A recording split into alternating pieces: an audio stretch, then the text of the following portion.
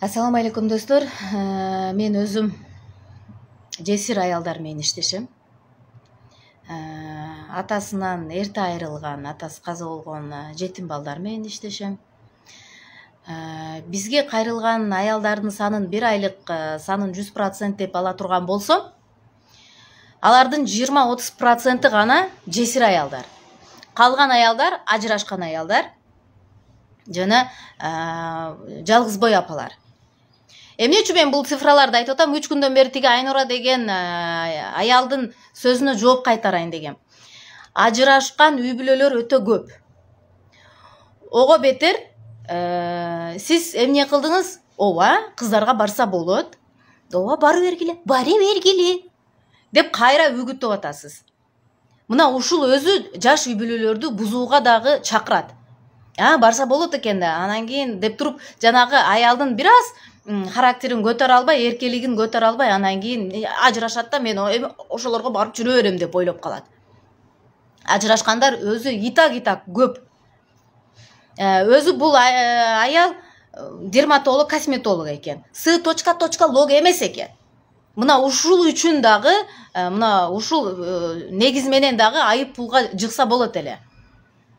Эгерде С.лог боло турган болсо, кабинет ачсын, кабинет ачыңыз, мынчадан мынчага чейин кабыл алам, окуп берем, айтып берем, көрсөтүп берем ошол нерселерди деп чакырыңыз. Анан ошолор келсин. Бойдокторду үйлөнгүлө деп үгүттөгүлө. Алар үйлөнсүн, үй бүлөнүн кадырына жетсин, перзенттүү болуп баланы багууну үйрөнүрсүн, баланын кадырына жетирсин.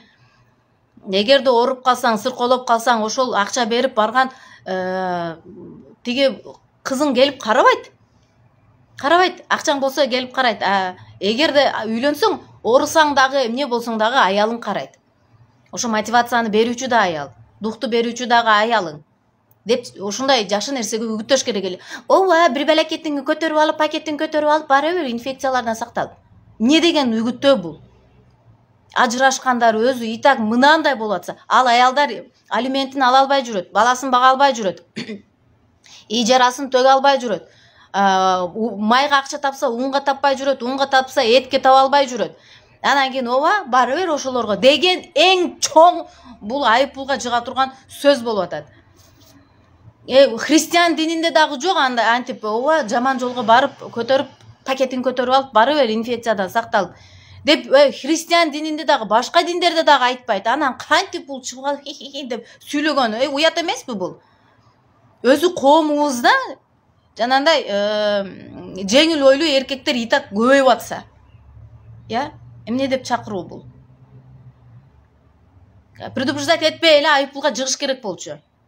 Эми Айнура айым, мен угуп аткан болсоңуз, сиз С.лог сертификатын деле алып, кабинет ачып, келгиле мен үйүмө деп, же болбосо ошо кабинетиме келгиле деп чакырыңыз. ТикТоктон, анан кийин Фейсбуктан чыгып алып, эркектерди бузбастан. Жаш үй бүлөлөр итак бузулуп кетип атат азыр. Кыйналып жүрүшөт алар. Жардам сурап жүрүшөт. СМСтерди көрсөтөт элем, бирок мен андай укугум жок мен. Угуп койгонуңар үчүн чоң рахмат. Кумурсканындагы үй бүлөсү бузулбасын. Эркектин жаны темирден эмес, темир болсо дагы замыкать этет. Ысык жан, ооруйсуң бир күн, сыркоолойсуң, ошондо сени карай турган аялың. Сен жаныңда көзүн жумбай, уктабай, түнү бою сени карай турган аялың. Тиги бузука аялдарга барсаң, алар сени карабайт. Ошондуктан үйлөнгүлө бойдоктор. Айта турган сөз көп эле, эми чубаланбай кое берейинчи. Мейлигиле угуп койгонуңар үчүн чоң рахмат.